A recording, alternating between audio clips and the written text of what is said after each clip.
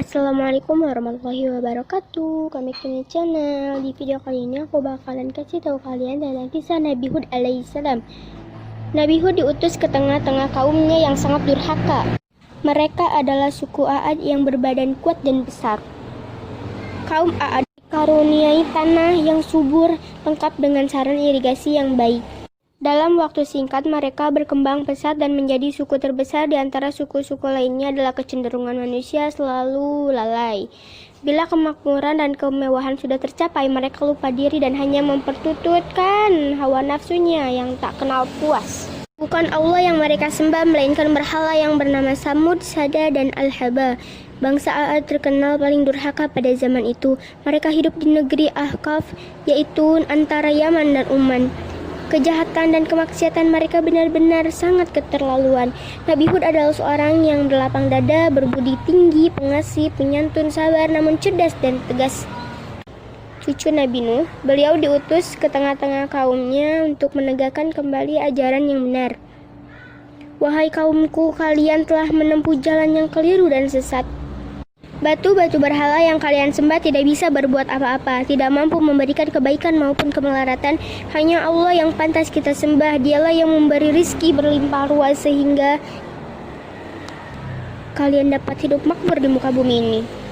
Allah yang menghidupkan kita dan mematikan kita. Ingatlah, Allah akan menghidupkan kita kembali di akhirat guna mempertanggungjawabkan perbuatan kita di muka bumi. Siapa yang beramal baik akan mendapat pahala surga yang penuh dengan kenikmatan.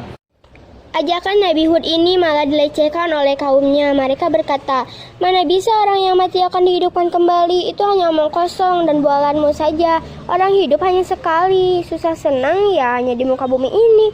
Kalau sudah mati ya sudah, tidak ada urusan lagi. Mereka bahkan berani mencerca Nabi Hud. Perbuatannya makin keterlaluan. Kemaksiatan merajalela. Mereka tidak mau menerima Nabi Hud sebagai utusan Allah. Bahkan mereka mengejeknya sebagai orang bodoh tidak berakal. Allah menurunkan azab atas kedurhakaan mereka. Bangsa Aad kemudian ditimpa musim kemarau panjang selama 3 tahun. Tak ada setetes hujan sama sekali dalam kurun tersebut. Rusaklah lahan pertanian dan perkebunan yang mereka banggakan selama ini. Bahaya kelaparan mengancam di mana-mana. Dalam keadaan demikian, Nabi Hud masih berkenan memberikan peringatan kepada kaumnya.